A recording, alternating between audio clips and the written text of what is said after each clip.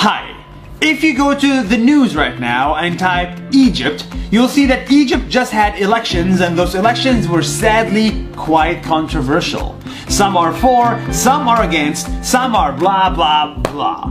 Politics is taking over the country, and in the process we forget the country. So I'm taking you with me on a journey to Egypt. And in that journey, I'm gonna show you zero government, zero politics, zero crap. Just the raw magic of Egypt. What you see behind me are hundreds of dogs eating 1 ton of food just to illustrate their point. And that point is simple. Egypt is cheap. A 5-star luxury hotel is under 200 bucks.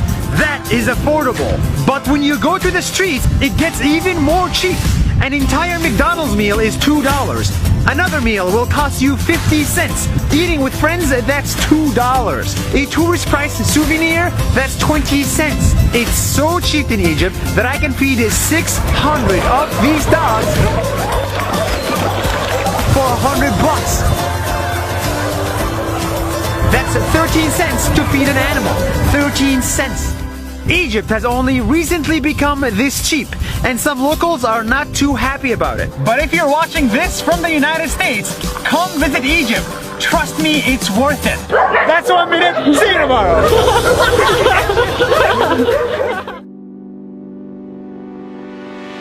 Hi. The following video is shot in the country of This is Egypt, the country you know for having old stuff, like the pyramids, the Sphinx, and this. But the people that actually live in Egypt are surprisingly young. Over half the population of Egypt is under 25 years. That's younger than me. Which means many of the people you see around are young. The sellers are young, the magician is young, the rugby players are young, the parkour kids are young. All of this is right next to this. In the country with one of the oldest civilizations in the world, you'll be pleasantly surprised to find the youngest population. دقيقة واحدة. Nice! This is where I am, on top of a horse with a bunch of grain, running around to make a line in the sand.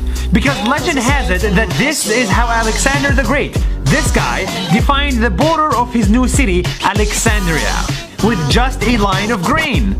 And thousands of years later, his city is still standing, with its own library that's the largest in Africa and the biggest in the ancient world. With its own delicious food.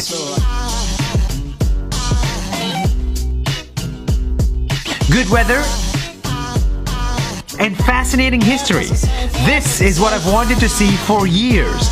Because Alexandria is the best example of how a few drops of grain with enough patience can create one of the most magical places in the world.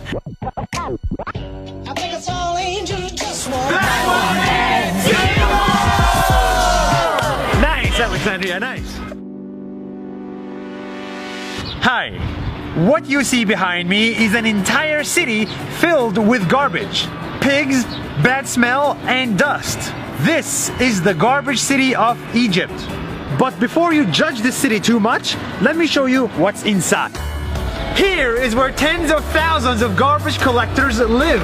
They collect the trash from Cairo and recycle it. So much that their recycle rate is impressively high, similar to that in the developed world. Here you will find many Christians living next to the largest church in the Middle East, entirely carved from stone. Here you will also find lots of art on houses, but from afar it's one giant art piece on the entire city. The garbage city of Egypt is very dirty and very poor, but it's not garbage. Because garbage is what keeps this city alive. That's 1 minute. See you tomorrow. Hi! half of you are probably freezing right now in the middle of winter, wondering, where did summer go? where did summer go? Summer is right here. It's in the city of Aswan in Egypt that is literally always sunny. This is in the month of February.